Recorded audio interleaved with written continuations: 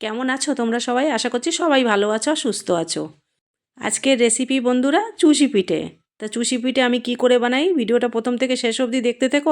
তাহলে বন্ধুরা সবাই এসো রেসিপিটা শুরু করে দিই। আশা করছি রেসিপিটা সবার খুব খুব ভালো লাগবে। চুষি পিঠে তো তোমাদের দেখিয়ে দিলাম কাটা। এবার আমি পরিমাণ মতন জল নিয়েছি, সামান্য একটু নুন দিলাম।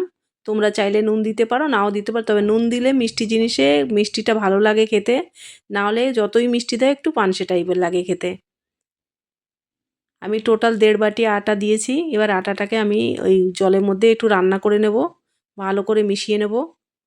মিশিয়ে নিয়েছি আমি। এরকম মিশিয়ে আমি কিছুক্ষণ ঢেকে রেখে দেবো। গ্যাসটা আমি বন্ধ করে দিয়েছিলাম। গ্যাসটা বন্ধ করে ঢেকে রেখেছিলাম। আটাটা দেখো সেদ্ধ হয়ে গেছে। এবার আমি একটু ভালো করে মেখে নেব। অল্প আমি 1/2 চামচ মতন একটু ঘি দিয়েছি। ঘি দিয়ে আটাটাকে ভালো করে চেপে চেপে মেখে আমি একদম মোলায়েম সফট করে নেব। তোমরা সবাই জানো আমি আটা মারলে সবসময় আমি একটু আটার মধ্যে ঘি দিই, তাহলে কি হয় চিকনা হয় আটাটা খুব। ঢেকে রেখে দিয়েছি। এবার অল্প পরিমাণে আটা নেব আর আমি ধীরে ধীরে চুষিটা কাটতে থাকবো।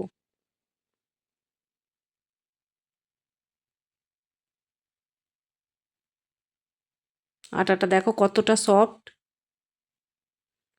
তাহলে নমস্কার বন্ধুরা, আমি রাধা। তোমরা সবাই দেখছো Delhi Bengali kitchen 1 and blog. এরকমভাবে চুষি পিঠে আমি কেটে নেব। সবাই তো অনেক রকম দেখায়, এটা দিয়ে কাটছে ওটা দিয়ে কাটছে, তবে আমি তোমাদের দেখাবো ওটা যে কি করে সম্ভব। এটা তো বোকা বানানো ছাড়া আর কিছুই না।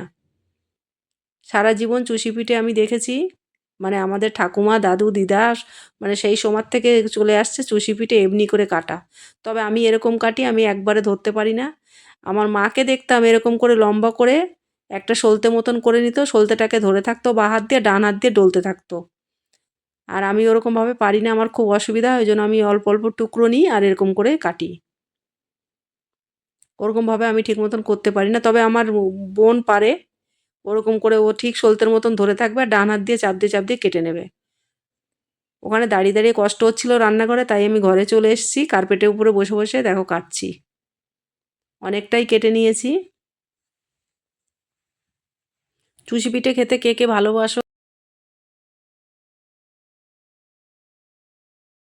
খেজুরে গুড় নলিন গুড় দিয়ে চুষি পিঠে দারুণ লাগে খেতে। সাথে আরও সিক্রেট জিনিস আছে যেগুলো দিলে পিঠের স্বাদ তো অনেক গুণ বেড়ে যাবে। আর পিঠে বানিয়ে রেখে দিলে জমে যায়, সেই পিঠেটা খেতে আরও বেশি ভালো লাগে ঠান্ডায়। আমি বলেছিলাম আমাকে একটু নিতে এর সঙ্গে, কিন্তু ক্যামেরাটা এমন জায়গায় মানে সেট করে রেখে দিয়েছে, সেখান থেকে আমার চেহারা আর আসেনি, শুধু জাস্ট হাতই এসেছে। ফটাফট করে আমি টুকরো টুকরো করছি আর আমি চুষিটা কেটে নিচ্ছি। একটু বড় সাইজের কেটেছি, আমি গত বছর করেছিলাম কিন্তু চুষিগুলো তখন ছোট করেছিলাম। এবার তাড়াহুড়োর জন্য এই দেখো এইটা দিয়ে যে বলছে সবাই, সবাই এমন দেখাচ্ছে যে এটা দিয়ে যেন চুষি পিঠে কাটবে। তবে এটাই আমি চেষ্টা করেছি বন্ধুরা, আমি তোমাদের আর সেটা দেখালাম না, কিন্তু আমি দেখেছি পুরো ঘুটে যায়। এটা দিয়েও করে দেখায়, এটা দিয়েও আমি দেখছি কিছুতেই হয় না, সব থেবড়ে যাচ্ছে, মোটা হয়ে যাচ্ছে, সম্ভব না। বোকা আর মানে কি বলবো, বোকা বানানো এগুলো আর কিছুই না। আমি 1 লিটার দুধ নিয়ে নিয়েছি, ফুল ক্রিম দুধটাকে আমি অলরেডি আগের থেকে জাল করে রেখে দিয়েছিলাম। সর টর সব শুদ্ধই আমি দিয়ে দিলাম। এবার আমি এদিকে চুষিটা দেখিয়ে দিচ্ছি, দেখো এই যে আমার এতটা চুষি হয়েছে। কত সুন্দর লাগছে না দেখতে? একেই এত সুন্দর করে বানিয়ে একে আর খেতে ইচ্ছে করে বলো? মনে হচ্ছে সাজিয়ে গুছিয়ে রেখে দিই। কি বন্ধুরা, কে কে খেতে ভালোবাসো এটা? আর নতুন বন্ধুদের বলছি, যারা এখনও আমার চ্যানেলটি সাবস্ক্রাইব করনি বন্ধুরা, প্লিজ আমার চ্যানেলটি সাবস্ক্রাইব করে নাও, বেলটা প্রেস করে অলে করে রাখো, যাতে এরকম সব রেসিপি বা ব্লগ ভিডিও যাই দিই না কেন ঝটপট করে যাতে তোমাদের কাছে চলে যায়। আর পাশে থাকা বেলটাকে প্রেস করে রেখো।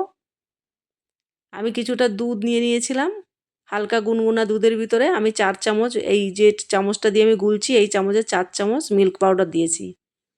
মিল্ক পাউডার তোমাদের যেটা ইচ্ছা দিতে পারো, তবে এটা দিলে পিঠের স্বাদ কিন্তু অনেক গুণ বেড়ে যায়, আর কালারও সুন্দর হয়, আর পিঠেটা বেশ গাঢ় গাঢ় হয়। আমি গ্যাসটা কম করে দিয়ে আমি দুধটাকে জাল করে নিচ্ছি। এবার আমি অ্যাড করে দেবো একটা তেজপাতা। তেজপাতা আর এই গুড়ের একটা ফ্লেভার, একদম পায়েস পায়েস গন্ধ হয়। এবার দিয়ে দিচ্ছি আমি খেজুরের গুঁড়ো। আমার গুড় তো শেষ, এবার আমার দেখছি আর দুঃখ লাগছে, আর তোমাদেরও একটু দেখিয়ে দিলাম। মিষ্টিটা তোমরা নিজেদের পছন্দ মতন দিও, যে যেরকম মিষ্টি পছন্দ করো। ঘরে যদি গুড় না থাকে চিনি দিতে পারো, তবে গুড় দিলে কালারটা খুব সুন্দর হয়, আর কালারের সঙ্গে সঙ্গে এর ফ্লেভারটাও খুব সুন্দর হয়। আমি 1 চিমটি নুন দিয়ে দিলাম। তোমরা চাইলে এটা দিতেও পারো, নাও দিতে পারো, তবে একটু দিয়ে খেতে পারো। মিষ্টি যতই তুমি মিষ্টি দাও, মিষ্টি জিনিসটা একটু ফিকা লাগে। নুনটা দিলে পরে ওর মিষ্টির স্বাদটা অনেকটা বেড়ে যায়, মানে মিষ্টিটা ব্যালেন্স হয়ে যায়। দুধটা গুড় দিয়ে আমি কিছুক্ষণ জাল করে নিয়েছি। সুন্দর গন্ধ বেরিয়েছে ঘরের ভিতরে, তেজপাতা, গুড় আর দুধের একদম পায়েস পায়েস টাইপের একটা গন্ধ বেরিয়েছে, পুজো পুজো টাইপের। আমি 5-6 মিনিট জাল করে নিয়েছি গুড় দিয়ে, এবার আমি অ্যাড করে দিচ্ছি চুষিটা।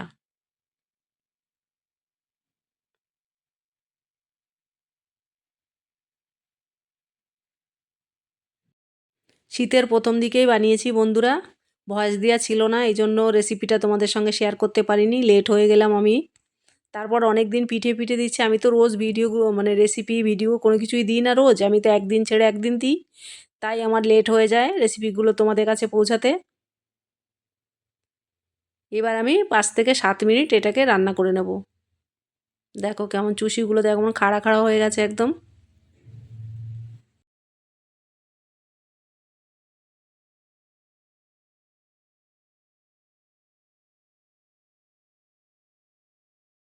এরকম ফুটছে আর গন্ধটা পুরো বাড়িতে ম ম করছে।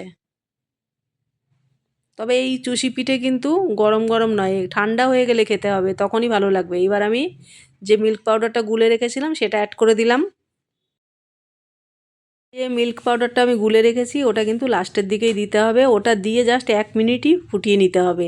মিল্ক পাউডার দিয়ে বেশি ফুটালে পরে ওর কিন্তু স্বাদটা গন্ধটা নষ্ট হয়ে যাবে। 1 মিনিট ফুটিয়ে জাস্ট আমি বন্ধ করে দেবো গ্যাসটা। দেখো দেখতে কি কালার লাগছে, যেমনি কালারটা লাগছে সেমনি গন্ধ বেরোচ্ছে।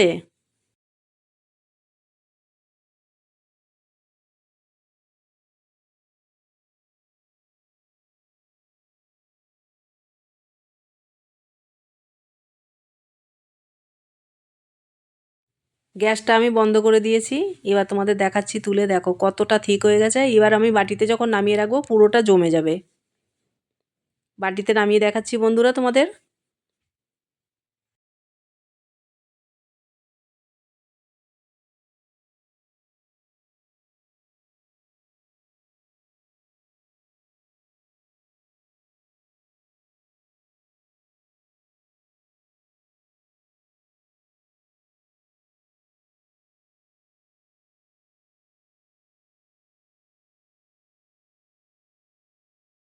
বাটিতে বেড়ে নিচ্ছি বন্ধুরা, দেখো কীরকম লাগছে কালারটা, দেখো একদম গুড়ের কালার ফ্লেভার। ওই দুটো বাটি একটু বড় নিয়েছি, আমার ওই দেখো চুষিগুলো 5 বাটি হয়েছে টোটাল। তাহলে আমার সকল বন্ধুরা, রেসিপিটা যদি আমার ভালো লেগে থাকে লাইক কমেন্ট করে শেয়ার করে দিও কাছের লোকেদের কাছে, যাতে ওরাও একটু আমার মতন করে বানিয়ে খেয়ে দেখতে পারে ওদের কাছে কেমন লাগে। তাহলে আমার এই ছোট্ট চ্যানেলটি সাবস্ক্রাইব করে পাশে বেলটা প্রেস করে ভালো থেকো তোমরা।